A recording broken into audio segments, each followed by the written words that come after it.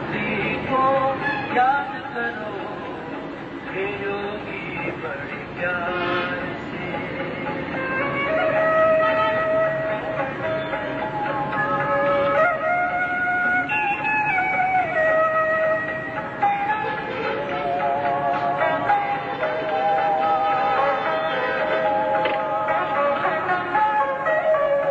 ज्योति की वो दुनिया है न्यारी, शांति वहाँ की लगती है प्यारी, शांति वहाँ की लगती है प्यारी। बुला रहा है पिता तुम्हारा, बुला रहा है पिता तुम्हारा। ज्योति को याद करो हे योगी बड़े प्यार से।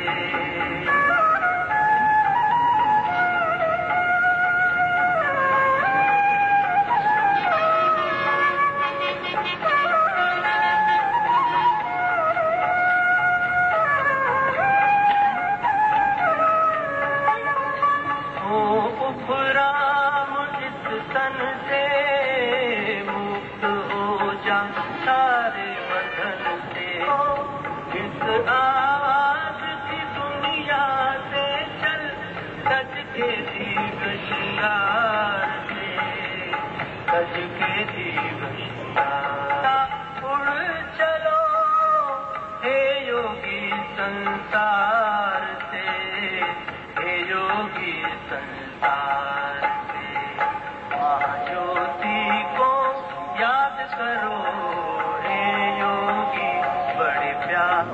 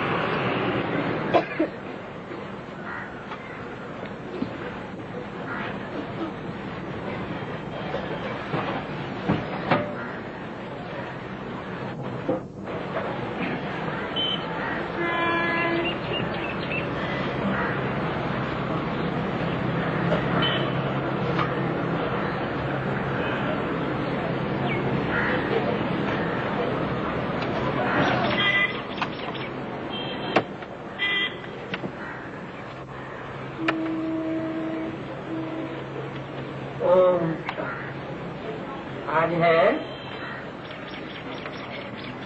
शिव जयंती 2 फरवरी 2001 की अव्यक्तवाणी, जिसका हेडिंग दिया है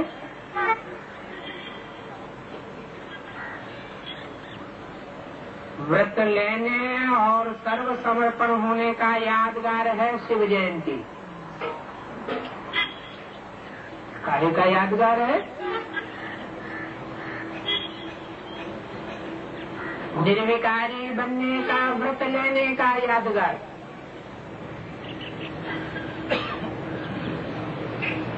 काम, क्रोध, लोभ, मोह, अहंकार, इन विकारों को नहीं भोगना है। स्थूल भोजन को छोड़ने की बात नहीं बताई। स्थूल भोजन तो छोड़ना करना 63 जन्म करते रहे।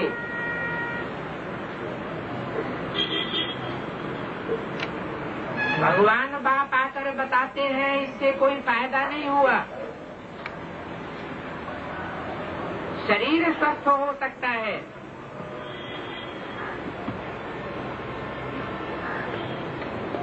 परंतु मनसा सदा काल के लिए पवित्र तब ही होगी जब 5 विकारों का व्रत लेंगे। और सब कुछ तन, मन, धन, समय, संपर्क, सब प्रकार के संबंधों की बाजी ईश्वरीय सेवा में अर्पण करने का यादगार है शिव जयंती। अगर ये 2 बातें अपने जीवन में पूरी कर ली, 5 विकारों का पूरा पूरा व्रत धारण कर लिया, इन 5 विकारों को हमें त्यागना है। ये विकारों का भोग नहीं लगाना है। और जो कुछ भी हमारे पास टूटी फूटी धन की, मन की, तन की पूंजी है, वो इस आखिरी जन्म में जबकि ईश्वर बाप इस सृष्टि पर आया हुआ है, सब कुछ उसकी ईश्वरीय सेवा के अर्पण कर देना है। यही सच्ची सच्ची शिव जयंती मनाने का व्रत है, जो यादगार रूप में भक्ति मार्ग में स्थूल रूप 63 जन्म चलता है द्वापर और कलयुग में, जहाँ 5 विकारों को त्यागने की बजाय स्थूल भोजन को त्याग देते हैं।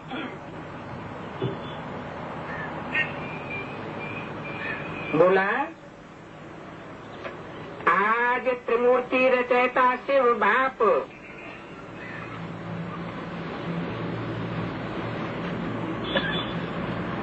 अपने पूज्य शालिग्रामों से मिलने आए हैं। किससे मिलने आए हैं?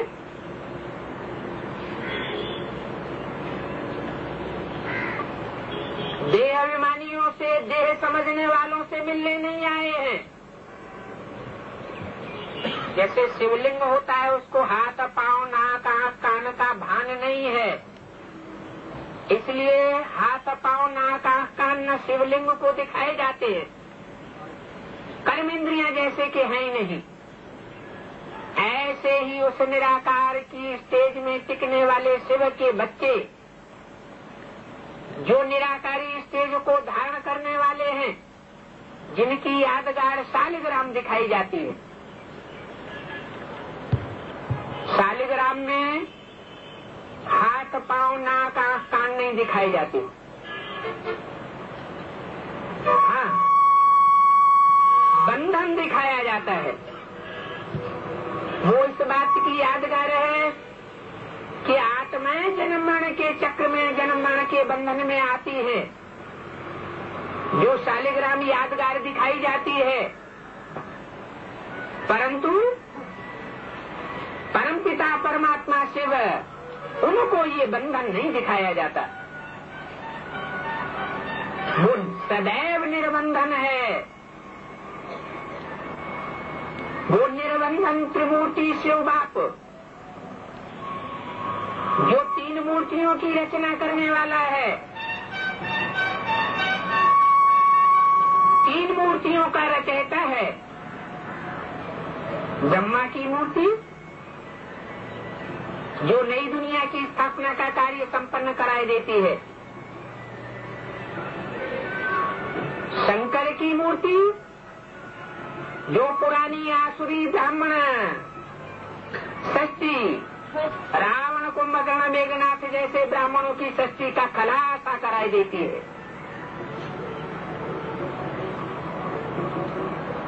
उस आसुरी षष्ठी का संहार करने वाली दूसरी मूर्ति शंकर, और जो श्रेष्ठ ब्राह्मण बचते हैं, संपूर्ण ब्राह्मण सो देवता, उन ब्राह्मण सो देवताओं को परिवर्धन करने वाली, पालना करने वाली जो सर्वोपरि तीसरी मूर्ति है, जो सतयुग की मूर्ति है, नई षष्ठी की मूर्ति है, विष्णु। इन ब्रह्मा, शंकर और विष्णु तीनों मूर्तियों का सृजन करने के लिए परमात्मा शिव शंकर भोलेनाथ के रूप में सृष्टि पर आता है। तीनों ही संसार में साकार रूप में प्रत्यक्ष होते हैं, लेकिन वो आकारी स्टेज वाले हैं। आकारी स्टेज में और निराकारी स्टेज में रहती है वो मूर्तियां, इसलिए संसार में शालिग्राम के रूप में पूजी जाती है। हम बच्चे भी ऐसी निराकारी, निर्विकारी, निरहंकारी अवस्था को धारण करते हैं, इसलिए शालिग्रामों की भी संसार में पूजा होती है। तो वतन का समाचार सुनाया कि बाप कहाँ आए हैं, वतन में आए हैं, और इस साकार वतन में भी जो बाप आए हुए हैं, वहां का भी समाचार सुनाया। किसने सुनाया? ब्रह्मा की सोल दादा लेखराज, जिन्होंने 69 में शरीर छोड़ा था, पांचों शरीर, वो सूक्ष्म शरीर से गुलजार दादी में प्रवेश करके ये महावाक्य बोल रहे हैं। समाचार सुना रहे हैं उन सूक्ष्म वतनवासी बच्चों का, जो सूक्ष्म मनन चिंतन मंथन की स्टेज में रहने वाले हैं, निराकारी स्टेज में रहने वाले हैं, जिनकी यादगार शालिग्राम दिखाई जाती है। उन सारे ग्रामों को परमात्मा शिव से मिलना भी है।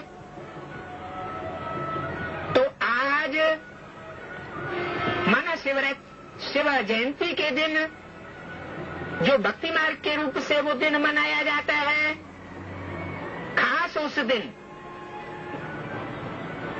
वो शिव जयंती मनानी भी है। आप सभी विश्व के चारों ओर से बाप दादा की जयंती बड़े उमंग उत्साह से मनाने के लिए पहुंचे हो। माउंट आबू की बात बताई,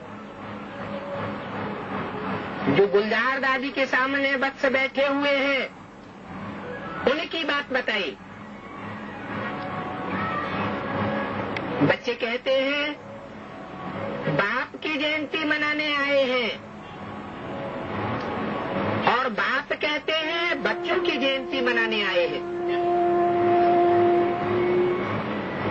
कैसी जयंती होती है? किन बच्चों की जयंती मनाने आए हैं? वो इशारा पहले ही महावाक्य में दे दिया।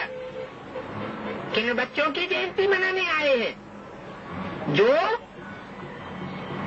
शालिग्राम जैसी निराकारी स्टेज में स्थिर होने की प्रैक्टिस करने वाले हैं, जिनकी प्रैक्टिस लगभग पूरी हो चुकी है, ऐसे निराकारी स्टेज में टिकने वाले शालिग्राम बच्चों की जयंती मनाने आए हैं, जिन्होंने अपने आत्मा के स्वरूप को पहचान लिया है कि हमारी आत्मा ऐसी बीज रूपी स्टेज वाली आत्मा है जो पूरे 84 जन्म का पूरा पार्ट बजाती है। आप सब भी अपनी जयंती, अलौकिक बर्थडे मनाने के लिए आए हैं। सारे कल्प में ऐसा न्यारा और प्यारा बर्थडे कभी होता नहीं है। जबकि निराकार बाप शिव जो जन्मण के चक्र से न्यारा है, वो इस सृष्टि रूपी रंगमंच पर विशेष मुकर्रर रथ में प्रवेश करके अपनी भी बर्थडे आकर मनाता है और बच्चों की भी बर्थडे आकर मनाता है। सारे कल्प में देखा है, न किसी ने सुना है ऐसा बर्थडे मनाया है जो बाप का भी हो और साथ में बच्चों का भी बर्थडे हो। कभी किसी ने मनाया नहीं होगा, क्योंकि विश्व परिवर्तन के कार्य में शिव बाप ब्रह्मा दादा के साथ साथ ब्राह्मण भी जरूर चाहिए। कौन कौन चाहिए? अकेला शिव बाप सारा कार्य नहीं करता है, शिव बाप के साथ साथ ब्रह्मा दादा भी चाहिए। दादा किसे कहें? जो बड़ा भाई होता है उसे दादा कहा जाता है। इस सृष्टि रूपी रंगमंच का पहला पहला पत्ता है श्री कृष्ण, जो सतयुग में पहले पहले जन्म लेता है, निर्विकारी शरीर से जन्म लेता है, सर्वगुण संपन्न 16 कला संपूर्ण संपूर्ण अहिंसक मर्यादा पुरुषोत्तम के रूप में जन्म लेता है। वो सोल है ब्रह्मा की सोल, दादा लेखराज की सोल।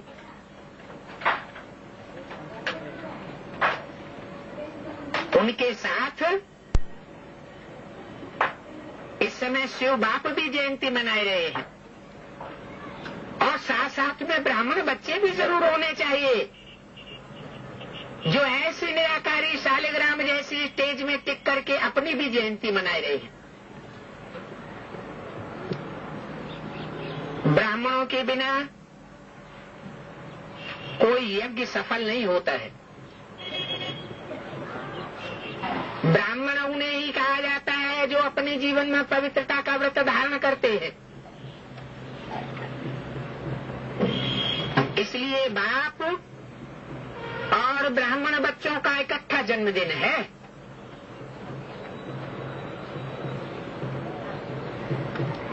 अर्थात जयंती है। शिव बाप अपने परम धाम घर को छोड़ करके अकेला नहीं आता है। किसके किसके साथ आता है? 3 मूर्तियों के साथ आता है। 3 मूर्तियों के द्वारा ही सृष्टि रूपी रंगमंच पर प्रत्यक्ष होता है। जैसे बच्चा जन्म लेता है तो पहले गुप्त गर्भ में होता है, बाद में प्रत्यक्ष होता है संसार में। तो ऐसे ही परमात्मा शिव सन 36 में गुप्त रूप में सृष्टि पर आया और 76 में ब्राह्मणों के परिवार में ब्राह्मणों ने बाप का प्रत्यक्षता वर्ष मनाया। बच्चा जन्म लेता है तो सारी दुनिया तो एकदम नहीं जान लेती। पहले मां पहचानती है, बाप पहचानता है, परिवार में सदस्य नंबरवार पहचानते हैं, फिर मोहल्ले वाले पहचानते हैं, नजदीकी संबंधी पहचानते हैं, बाद में सारी दुनिया को पता लग जाता है कि बच्चे ने जन्म लिया, बच्चा प्रत्यक्ष हुआ। जो गुप्त में था वो प्रत्यक्ष हो गया। ऐसे ही परमात्मा शिव ज्योति बिंदु निराकार शिव जो इस सृष्टि पर मुकाई हुई है, कलयुग के अंत में होता है नर और सतयुग के आदि में वही बनता है नारायण। ये नर से नारायण बनने का कार्य, बनाने का कार्य परमात्मा शिव निराकार आकर के इस सृष्टि पर संपन्न करते हैं, जबकि बच्चे निराकारी स्टेज में नंबरवार स्थिर हो जाते हैं। तो ब्राह्मण भी चाहिए, शिव शंकर भोलेनाथ भी प्रैक्टिकल में चाहिए, तब ये रुद्र ज्ञान यज्ञ सफल होता है। तो बाप और बच्चों का इकट्ठा जन्मदिन है, अर्थात जयंती है।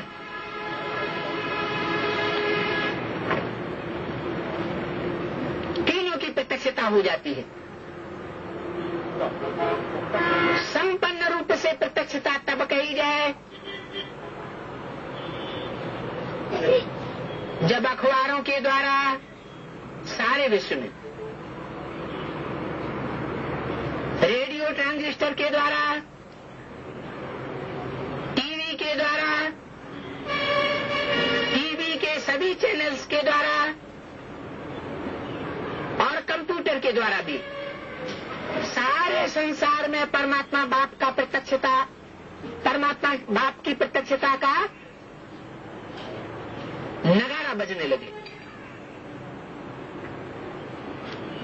सारी दुनिया में बाप और बाप के जो मुख्य बच्चे हैं, जो माला के रूप में आत्माएं सिमरण की जाती हैं, स्मरण की जाती हैं, वो आत्माएं संसार में प्रत्यक्ष होने लगे। तो कहेंगे संपन्नता जन्मदिन की, शिव जयंती की संपन्नता हुई। शुरुआत कब से होती है? बाप के प्रत्यक्षता की शुरुआत होती है 1976-77 से। वो अंतिम स्वरूप भी हम सब बच्चों के सामने आने वाला है, लेकिन एक शर्त है कि बाप बच्चों के द्वारा प्रत्यक्ष होता है। बच्चों में सबसे बड़ा बच्चा है कृष्ण बच्चा, इसलिए कृष्ण जयंती भी रात्रि के 12 बजे मनाते हैं और शिव जयंती भी रात्रि के 12 बजे मनाते हैं। घोर अंधकार की रात्रि में मनाई जाती है, स्थूल अंधकार की बात नहीं है। अज्ञान रूपी अंधकार जब संसार में फैल जाता है, तब परमात्मा बाप अपने श्रेष्ठ से श्रेष्ठ बच्चे कृष्ण के द्वारा प्रत्यक्ष होता है।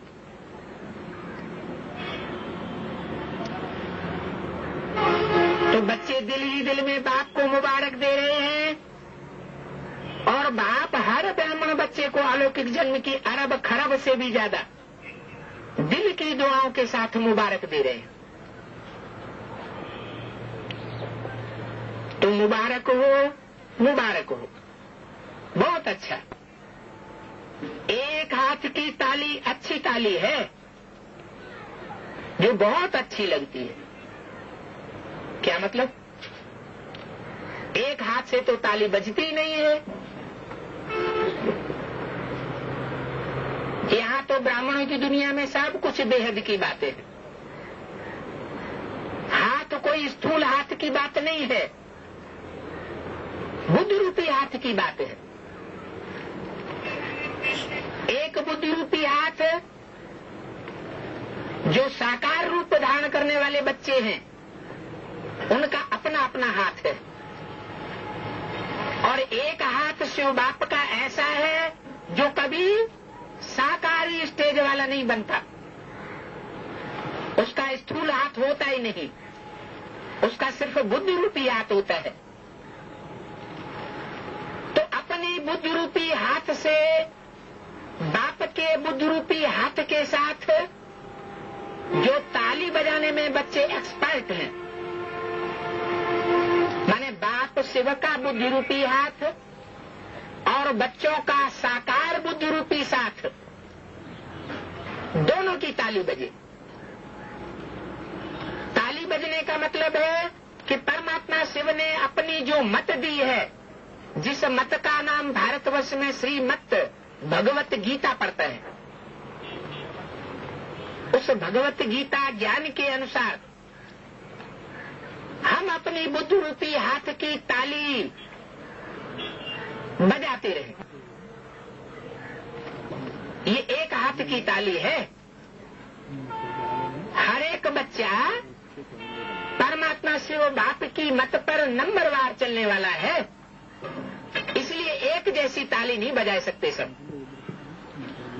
ऐसे कि नहीं सभी बच्चे 100% एक मत पर चल सकते हैं, नंबरवार चलते हैं।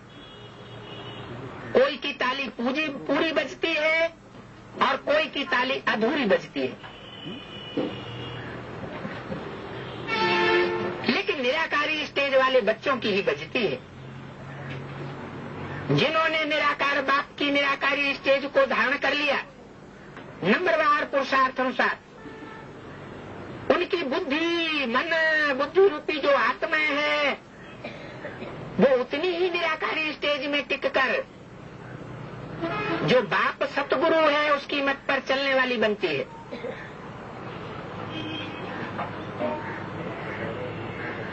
तो बहुत खुशी है, हाथ तो रुकते नहीं हैं, चल पड़ते हैं। कौन से हाथ?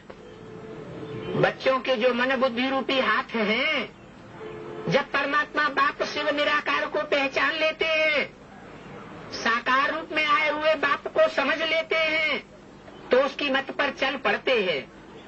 वो चल पड़ना ही बुद्धि रूपी हाथ की ताली बजाना है।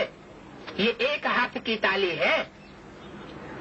बच्चों का हाथ साकार होता है और निराकार बाप शिव का जो हाथ है वो बच्चों में ही प्रवेश करके कार्य करता है, उसका कोई अलग से हाथ नहीं है।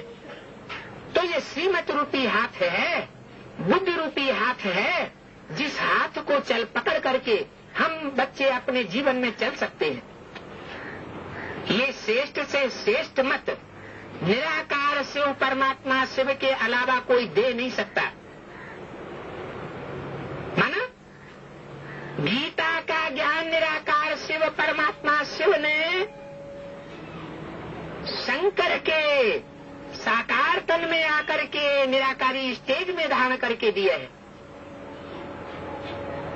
जो भारत में मान्यता चली आ रही है धर्मगुरुओं के द्वारा बताई हुई कि साकार कृष्ण देवता गीता का भगवान है, वो मान्यता झूठी है।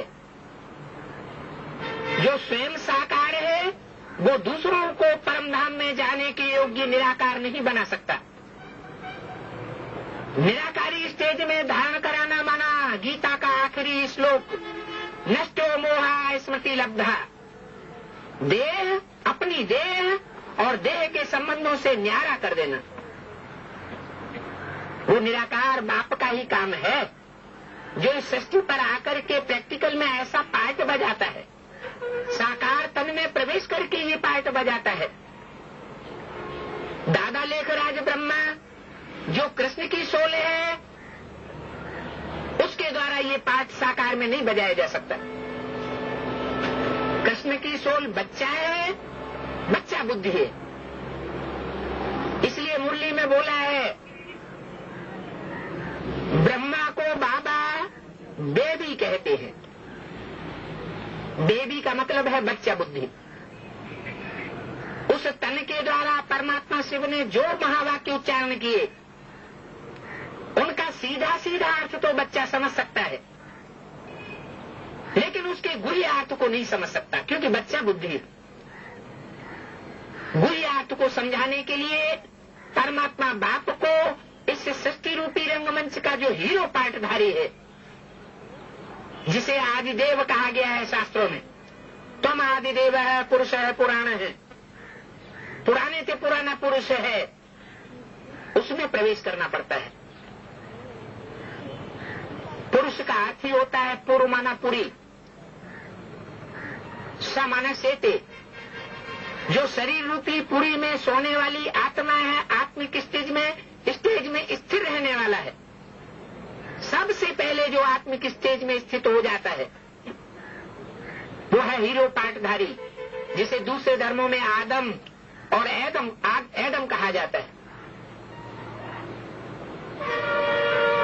जैनी लोग उसको आदिनाथ कहते हैं। दुनिया में भक्त लोग भी हैं जो शिव जयंती बड़े धूमधाम से मनाते हैं।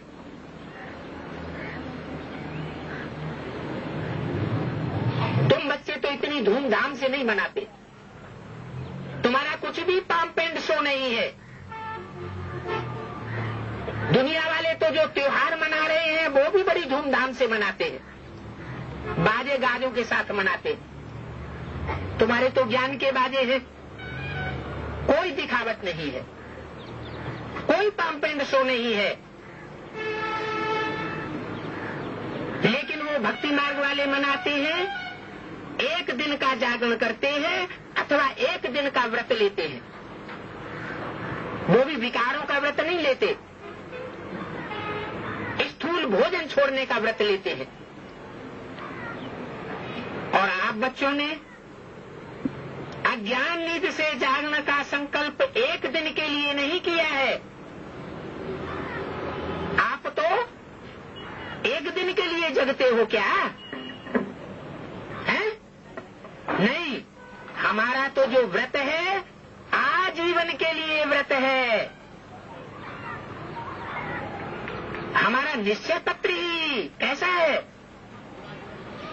ये बताता है कि हमने बाप को पहचाना है और बाप ने जो हमको मत दी है उस मत पर हम आजीवन चलेंगे। बाप के हम बच्चे हैं, ब्राह्मण बच्चे हैं। ब्राह्मणों का जीवन पवित्र होता है, जीवन भर के लिए हम पवित्र बनने वाले ब्राह्मण हैं, पवित्रता का व्रत लेने वाले ब्राह्मण हैं। तो आप बच्चों ने अज्ञान नीति से जागरण का संकल्प एक दिन के लिए नहीं लिया है। जागरण वो भी करते हैं, लेकिन आपने एक संगम युग का हीरे तुल्य जन्म जागरण किया है और कर रहे हैं।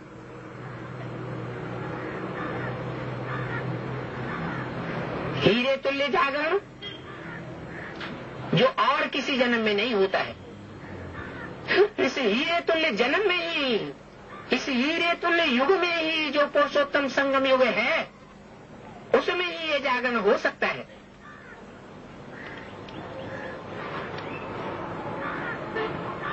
जाग गए हैं ना, अज्ञान नीति से जाग गए हैं ना, कि जो अज्ञान की दुनिया है उस अज्ञान नींद में ही सोए पड़े हैं। अज्ञान की जो दुनिया है अज्ञानियों की, वो तो आज भी उसी चाल ढाल पर चलती है। विकारी बनना है और दूसरों को विकारी बनाना है, अपने बच्चों को ही विकारी बनाना है। खुद भी नरक की दुनिया में गोते खाने हैं, अपने बच्चों को भी नरक की दुनिया में गोते खिलाने हैं।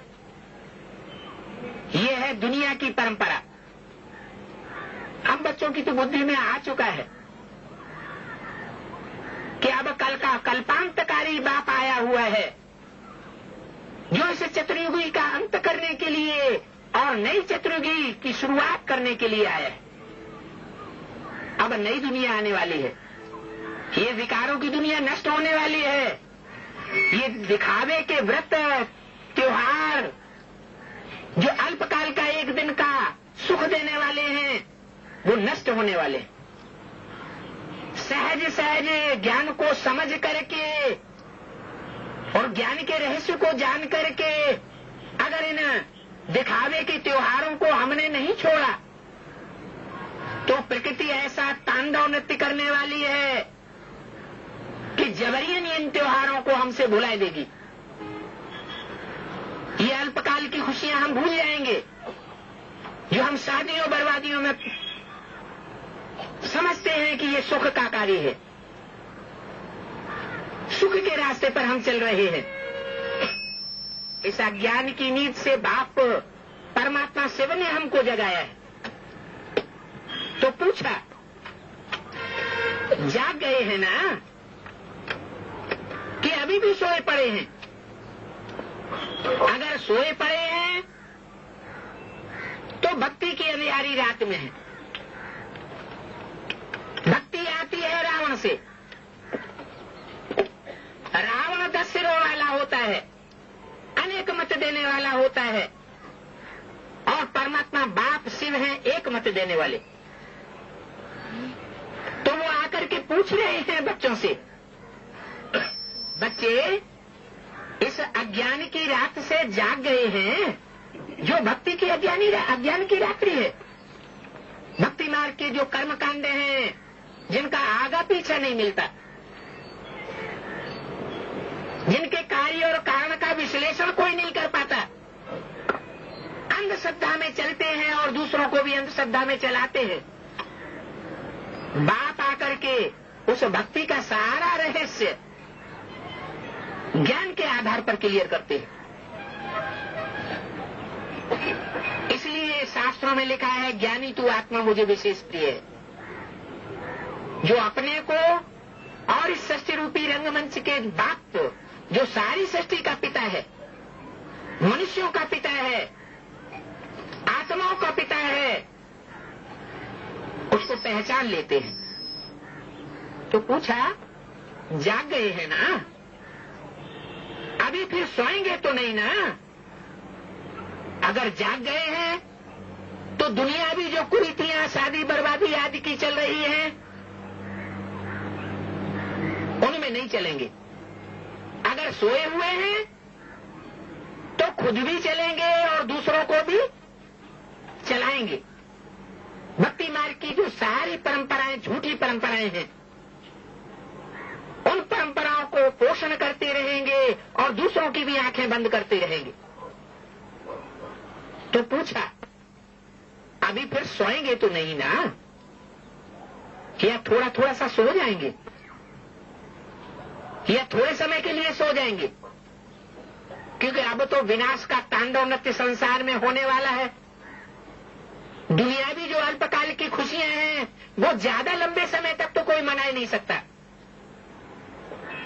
मान लो कोई ने शादी की तो कितने वर्ष तक सुख भोग सकेगा? बाप तो कहते हैं विनाश सामने खड़ा है, अर्जुन ये सब मरे पड़े हैं। तो कहां खुशियां रह जाएंगी? अल्पकाल का विकारी सुख, अल्पकाल की विकारी खुशियां, ये लेने में अभी बुद्धि लगाने का टाइम नहीं है। क्योंकि हम मनु की, साक्षात मनु की औलाद मनुष्य हैं। मनुष्यों का कार्य होता है मन बुद्धि को कार्य में लाना। जो अपनी मन बुद्धि को कार्य में नहीं लगाता वो मनुष्य नहीं है, जानवर है। तो ऐसा तो नहीं है कि थोड़ा थोड़ा सोते रहेंगे अज्ञान निद्रा में। अच्छा, सोएंगे नहीं, थोड़ा झुटका खाएंगे, पूरा नहीं सोएंगे, जो गर्राटे मारने लगे क्या करेंगे? थोड़ा सा झुटका खाएंगे। झुटका खाते हैं तो क्या होता है? सर ऊपर नीचे होता है ना। तो मन बुद्धि थोड़ी ऊपर नीचे करेंगे क्या? माने निश्चय अनिश्चय के थोड़े से चक्र में आएंगे क्या? ये जागरण ऐसा है जो स्वयं तो जाग जाते हैं। ये जागरण कैसा है? जो स्वयं जाग जाते हैं वो क्या करते हैं? दूसरों को भी जगाते हैं। सिर्फ स्वयं ही नहीं जगते, उनकी निशानी है जगने वालों की सर्व का भला। चढ़ती कला माना सर्व का भला, दूसरों को भी भला करने में लग जाते हैं।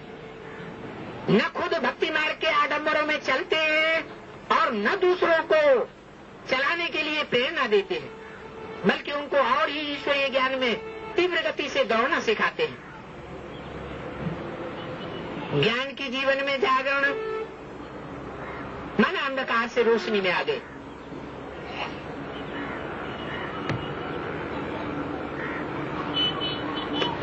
तो ये जागरण ऐसा जागरण है, ये अलौकिक जागरण सभी को अच्छा लगता है ना, कि थोड़ा थोड़ा भक्ति मार्ग के प्रभाव में आकर के थोड़ा कड़वाहट पैदा होती है।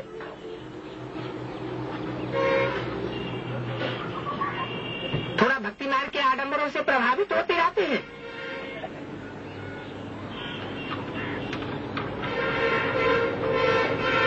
ज्ञान के जीवन में जागरण, अंधकार से रोशनी में आना।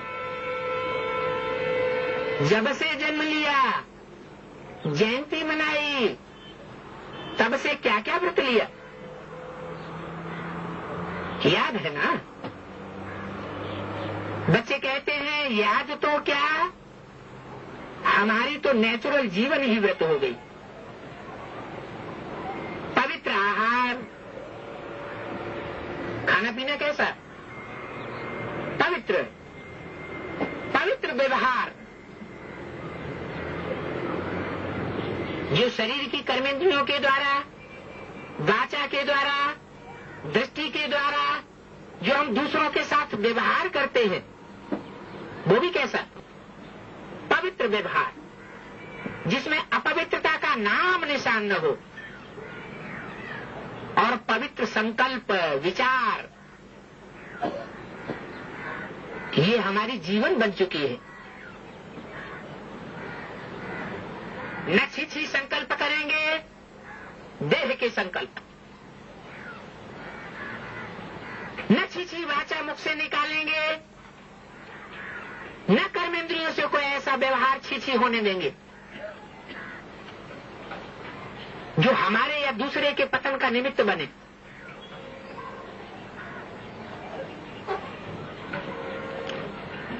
तो जब से जन्म लिया, जयंती मनाई, तब से क्या क्या व्रत लिया, याद है ना? 1 मास के लिए, 2 मास के लिए नहीं, सारा जीवन ही व्रत धारण करने वाली बन गई और नेचुरल बन गई, नेचर बन गई। ये पवित्र रहने की जीवन बन गई है ना, नेचर बन गई है या नेचर बनानी पड़ती है? अभ्यास पक्का हो गया है या अभ्यास नहीं पड़ता है? फिर पूछा, बन गई है ना? कान हिलाओ, सिर्फ बस बन गई ऐसा मत बोलो। सिर्फ स्वयं ही नहीं जगते, नेचर से समाप्त हो गई। हमारे स्वभाव संस्कार में अपवित्रता का नाम निशान नहीं रहा और हमारे जीवन में पवित्रता समा गई, कर्मेंद्रियों में समा गई, वाचा में समा गई और मनसा के संकल्पों में भी पवित्रता समा गई। ऐसी हीरे तुल्य शिव जयंती व शालिग्राम जयंती मना ली है। उन्होंने तो मनाई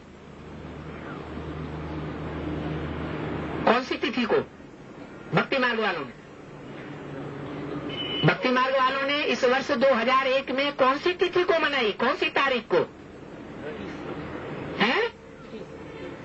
कोई ने 21 को मनाई, कोई ने 22 को मनाई, क्योंकि भक्ति मार्ग में तो त्रयोदशी को भी मनाते हैं और चतुर्दशी को भी मनाते हैं।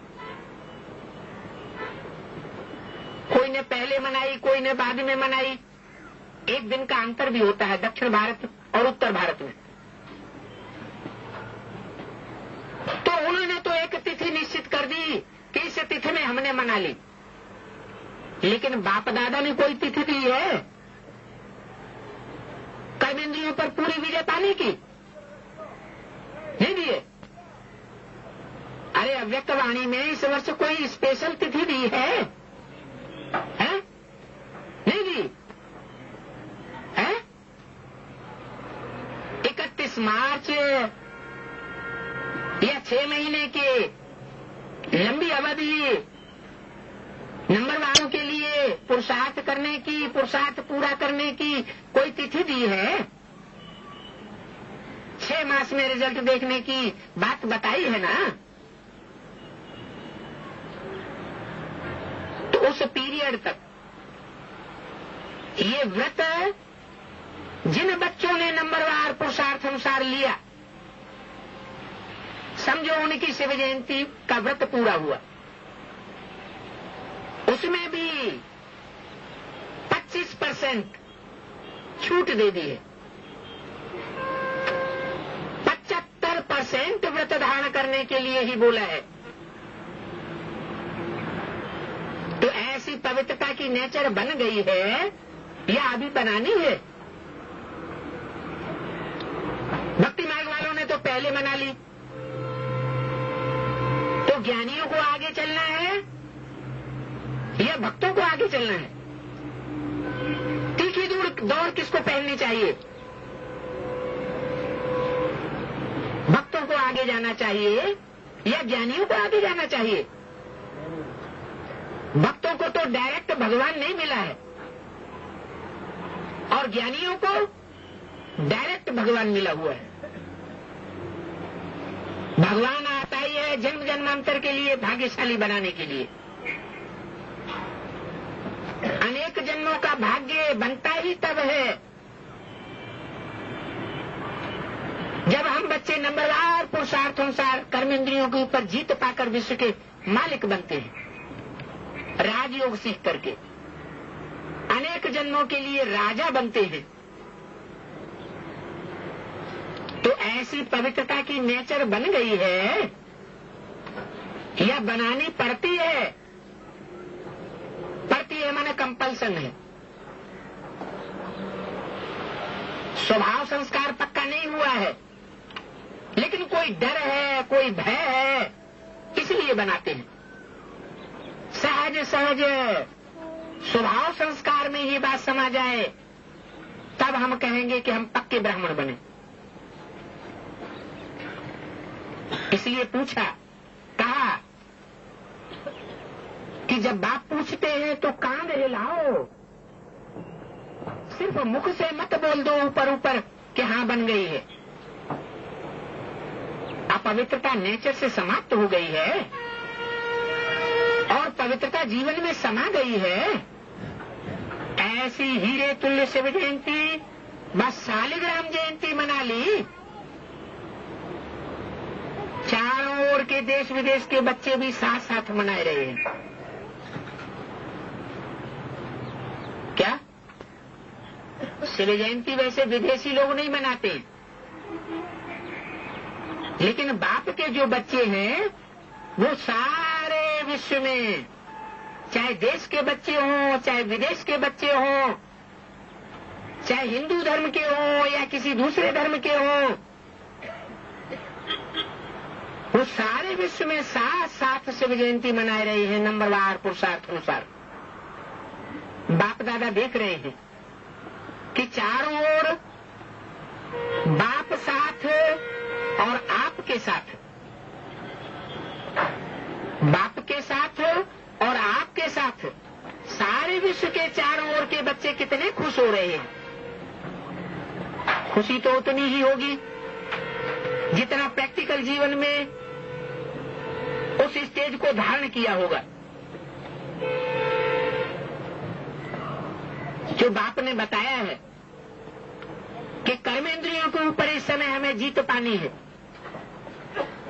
जो जितना कर्मेंद्रियों के ऊपर यहाँ जीत पाते जाएंगे वो उतना विश्व के राजा महाराजा नंबरवार पुरुषार्थ अनुसार बनते जाएंगे, उतनी ही जयंती मनावेंगे। आज के दिन विशेष भक्त लोग आपका यादगार बलि भी चढ़ाते हैं, खासकर नेपाल में। आप सब मन वचन कर्म से बाप के आगे समर्पण होते हो, तन से, मन से, धन से, समय से, संपर्कियों के आधार पर, और जो भी सब प्रकार के संबंधी हैं जीवन में, साकार जीवन में, साकार संबंधी, उन सब की शक्ति की बाजी लगा करके ईश्वरीय कार्य में अपने जीवन को स्वाहा करते हो, माना बलि चढ़ाते हो। तो उसी बात का यादगार भक्त लोग अपने को बलि चढ़ाते हैं। वो अपने को बलि नहीं चढ़ाते। कौन? भक्त लोग सिर्फ शरीर से बलि चढ़ाते हैं, माना शरीर को दिखावे के लिए अर्पण कर देते हैं। जो अंदर की बलि चढ़ने की बात है वो नहीं कर पाते। और बाहर की दुनिया के भक्ति मार्ग में तो बकरे की बलि चढ़ा देते हैं। क्या करते हैं? सब बन गई, ऐसा मत बोलो। करता है मैं तो वो स्थूल रूप में बकरे की बलि चढ़ा देते हैं। करना क्या चाहिए? ज्ञानी तू आत्मा बच्चों का कार्य है, जो अपनी आत्मा की स्टेज है उस स्टेज को धारण करें और देवभान का जो मैंपना है वो नष्ट कर दें। देवभान के जो सुख हैं उनको विश्व कल्याण के लिए संसार में अर्पण कर दें। तो उनका यादगार उन भक्त लोगों का अपने को बलि नहीं चढ़ाने का है, बकरे को चढ़ाए देते हैं। उनको और कोई बलि चढ़ाने को नहीं मिला, बकरा मिला। उनको बकरा ही क्यों मिला? इसका भी रहस्य आप जानते हो। क्योंकि सबसे बड़े से बड़ा देह अभिमान का कारण है मैंपन। अगर मैंपन को स्वाहा कर दिया, इस देह अहंकार को स्वाहा कर दिया, तो 5 विकार तो सतह ही कंट्रोल में आ जाते हैं। 5 विकारों का बाप है देह अभिमान, मैंपन का भान। ये मैंपन जब अर्पण कर लेते हो तब ही ब्राह्मण बनते हो। तो बकरा भी क्या करता है? मैं तो ये देह अभिमान के मैंपन की निशानी है। और देह अभिमान का मैंपन बहुत सूक्ष्म भी होता है और भिन्न भिन्न प्रकार का होता है। सबसे पहला मैंपन है मैं शरीर हूं। कौन सा पहला मैंपन है? मैं शरीर हूं। मेरा स्त्री चोला है, मेरा पुरुष का चोला है, मेरा सुंदर चोला है, मैं धनवान का बच्चा हूं, बड़े कुल का बच्चा हूं, श्रेष्ठ धर्म का बच्चा हूं, मैं फलाना हूं।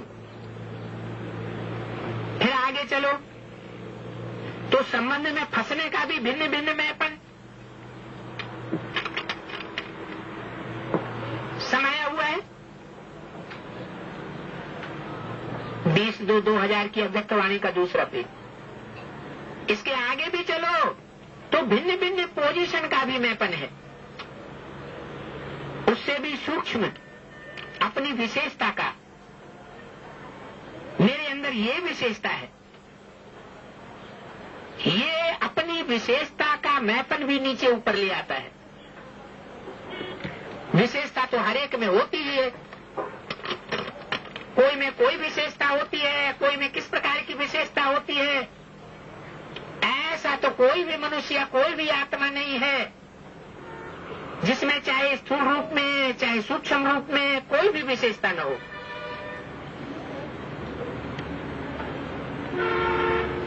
विशेषता हर एक में है। ज्ञानी जीवन में भी हर ब्राह्मण के अंदर कम से कम एक विशेषता जरूर है। भले 84 जन्म की पुरानी से पुरानी जर्जरीभूत आत्मा ही क्यों न हो, तामसी से तामसी बनी हुई आत्मा ही क्यों न हो,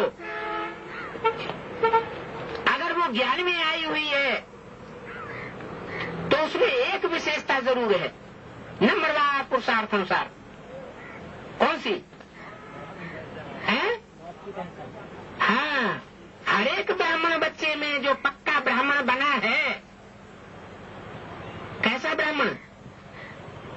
द्विजन्मा ब्राह्मण। ब्राह्मण के कितने जन्म माने जाते हैं? एक जन्म तो शरीर से जो होता है, बेसिक जन्म, और दूसरा जो संस्कार परिवर्तन का जन्म होता है, स्वभाव संस्कार से भी परिवर्तन हो जाए,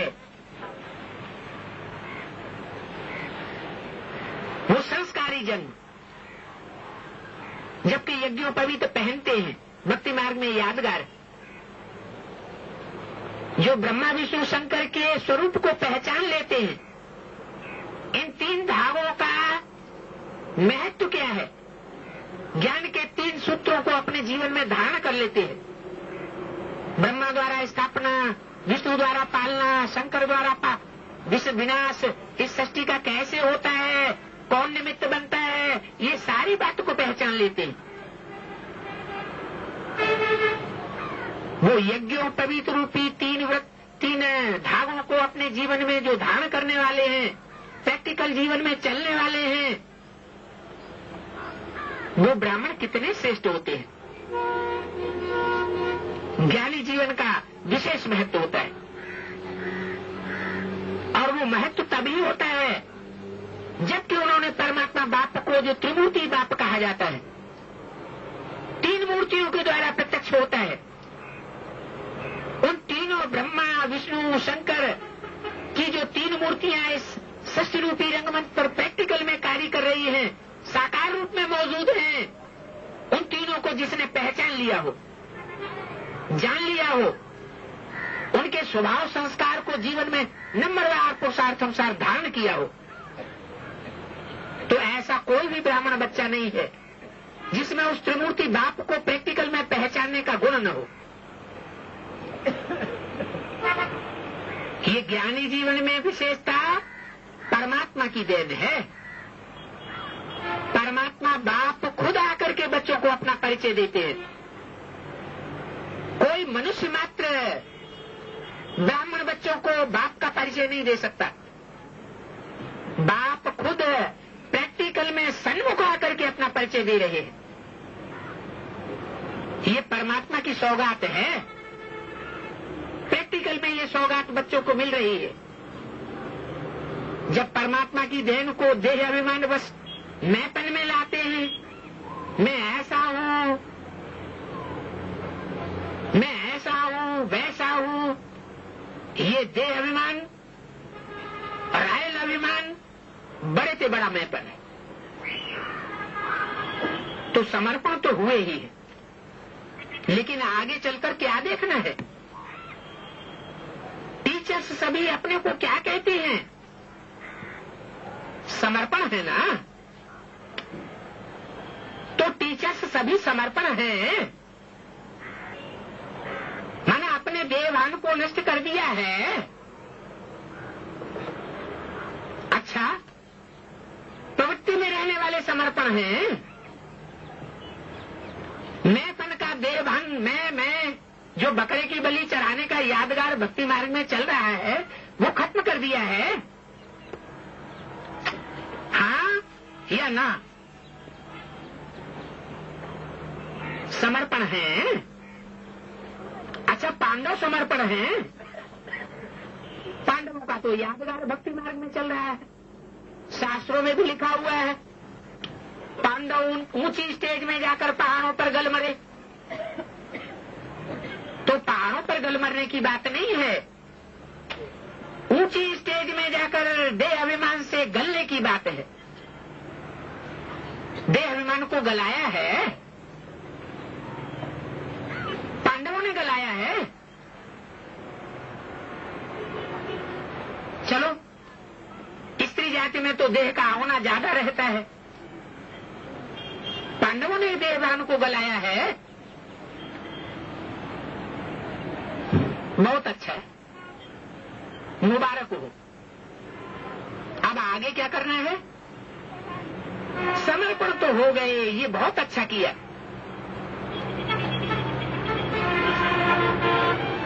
चाहे प्रैक्टिकल में समर्पण हो गए, चाहे मन के अंदर ये धारण कर लिया, संकल्प ले लिया कि मैं, मेरा तन, मेरा धन, मेरा सर्वस्व, मेरी सब प्रकार की संबंधियों की ताकत ईश्वरीय सेवा में लगानी है। ये मन से तो समर्पण हो गए। अभी आगे क्या चेक करना है बताएं क्या? आप कहेंगे समर्पण तो है ना, फिर करना क्या है? करने की बात क्यों कहते हैं? तो एक है समर्पण और उससे भी आगे है सर्व समर्पण।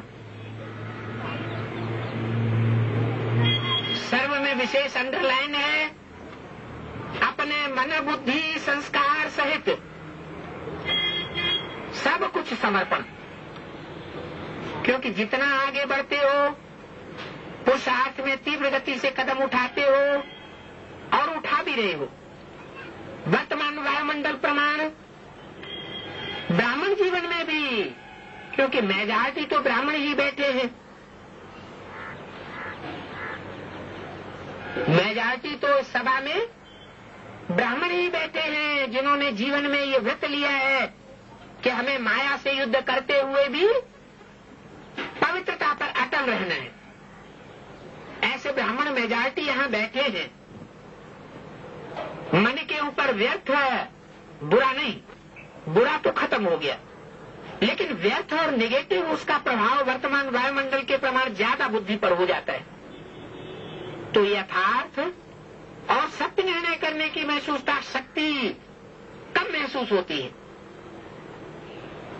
समझ से महसूसता होती है।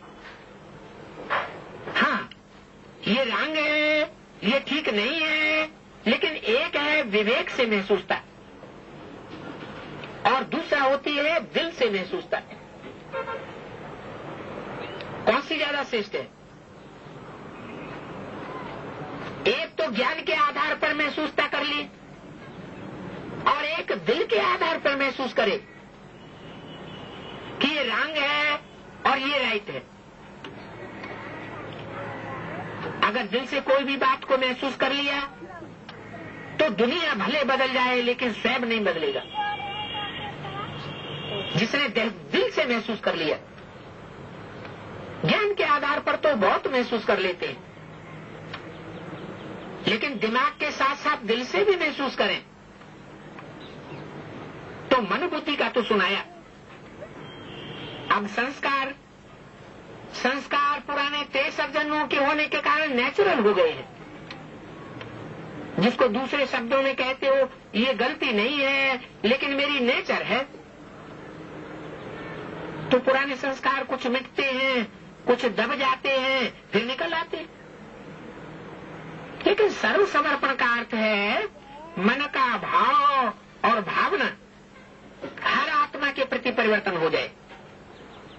चाहे कोई दोस्त हो या दुश्मन हो, चाहे संबंधी हो या कोई दूर का व्यक्ति हो, संपर्की हो, सबके प्रति भावना चेंज हो जाए। जिसको बाप दादा कहते हैं, किसी भी आत्मा में बुखार नहीं रखना चाहिए। शत्रुता का भाव किसी के प्रति न हो, कैसी भी आत्मा हो। भिन्न भिन्न आत्माएं तो होंगी ही। कल्प वृक्ष है, वैरायटी वृक्ष है। इस सृष्टि रूपी वृक्ष का एक पत्ता एक मनुष्य दूसरे से नहीं मिल सकता है। वैरायटी नहीं होता तो शोभा ही नहीं होती। लेकिन हर आत्मा के प्रति शुभ भावना और शुभ कामना बनी रहे। अशुभ भावना को भी परिवर्तन करके शुभ भावना रखना और शुभ भावना देना। हर आत्मा के प्रति शुभ कामना,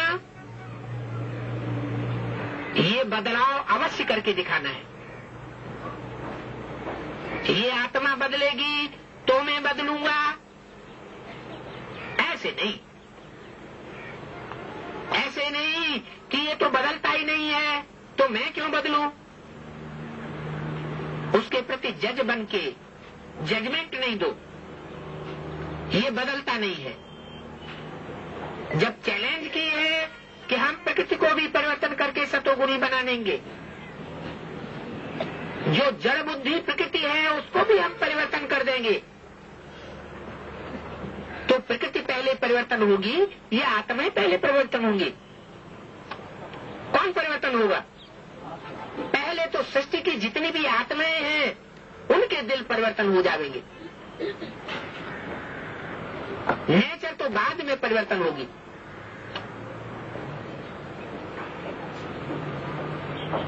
तो जब कहते हो कि प्रकृति को भी परिवर्तन करके सतोगुणी बनाना है,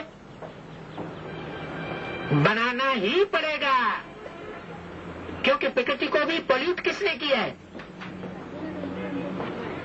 मनुष्य आत्माओं ने किया है या देवताओं ने किया है? द्वापर युग से प्रकृति का पोल्यूशन चला आ रहा है, तो प्रकृति तो अपना पूरा बदला लेगी,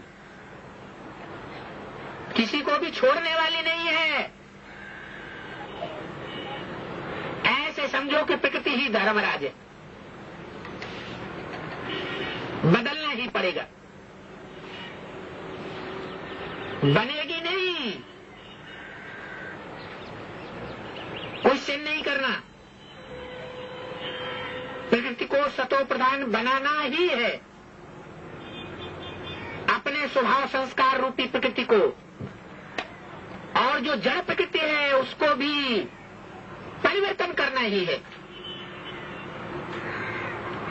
ही शब्द को अंडरलाइन किया है। तो जब प्रकृति बदल सकती है तो आत्मा नहीं बदल सकती क्या? आत्मा तो प्रकृति का पुरुष है, प्रकृति का पति है, तो प्रकृति बदले पुरुष नहीं बदले, ये कैसे हो सकता है? पहले पुरुष को बदलना है या पहले प्रकृति को बदलना है? पुरुष चैतन्य है या प्रकृति चैतन्य है? पुरुष चैतन्य है, आत्मा चैतन्य है, प्रकृति चैतन्य नहीं है, जड़ है, जड़त्वमयी है। उसको वाइब्रेशन से बदला जा सकता है, प्यार से बदला जा सकता है, प्यार से परिवर्तन, प्यार के वाइब्रेशन फेंक करके परिवर्तन किया जा सकता है, योग से परिवर्तन किया जा सकता है। स्नेह को ही योग कहा जाता है। तो वर्तमान समय ये मन बुद्धि संस्कार स्व के परिवर्तन और सर्व के परिवर्तन, यही हम बच्चों की सेवा है। अच्छा, ओम शांति।